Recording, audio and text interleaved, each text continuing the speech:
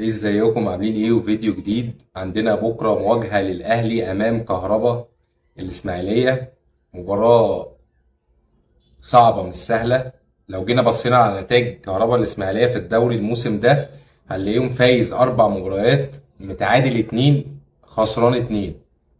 نتائج اوليه بتقول ان الفرقه دي طالعه الموسم ده بتحاول تعمل حاجه. عايز اقول لك كمان دي منافسه. المقاولين معدياه، ترتيبهم ال 17 النهارده. منافس الاتحاد، نفس الاسماعيلي. فرقه شكلها كويس في الموسم، مش افضل حاجه، بس فرقه كويسه، فرقه عايزه تعمل نتائج في الموسم ده، فما تستهونش بيها خالص.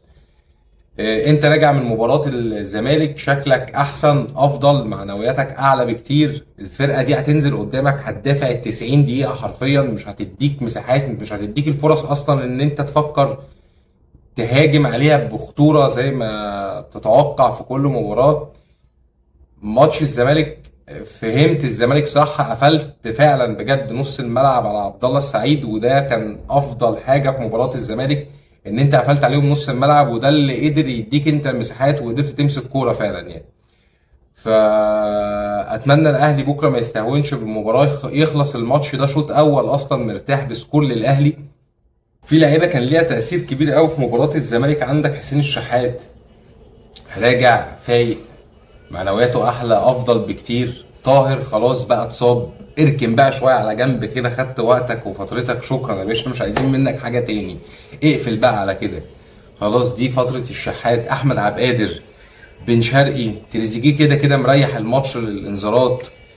اتوقع الفرقه بكره هيبقى شكلها افضل بكتير من مباراه الزمالك من بدايتها. فخلينا ناخد كده التشكيل المتوقع للمباراه بتاعت بكره. عندك محمد هاني، ياسر ابراهيم، ياسين مرعي، احمد نبيل كوكا. قدامهم مروان عطيه. زيزو عوده البالونه بقى بتاعتنا بقى، عوده بقى بالونتنا بقى اللي احنا بنحبها، البالونه بتاعتنا احنا عايزينها ترجع تاني، مع عوده طبعا بالرمضان. قدامهم حسين الشحات، محمد شريف، وبن شرقي. بن شرقي بقى يقدر يستغل النقطه دي بكره في حاجه مهمه قوي. بن شرقي بتاع المساحات الضيقه يا باشا، فانت اديله 1 على 1 هيعمل معاك مباراه كويسه قوي اتوقع. لان زي ما قلنا كهربا الاسماعيليه هو نازل عليك، الفرقه دي هتقفل عليك الملعب 90 دقيقه. طب سيناريو المباراه ده يخلص ايه؟ الاهلي يضغط من البدايه، الماتش ده يخلص يا معلم شوط اول للاهلي بسكور كمان، فارق 3، فارق 4.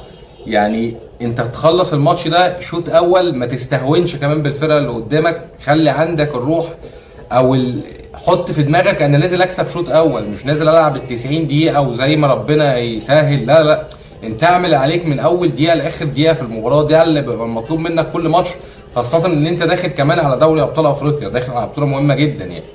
اقول لك بقى توقعي المباراه دي تخلص 4 أو 5 مرتاح للاهلي.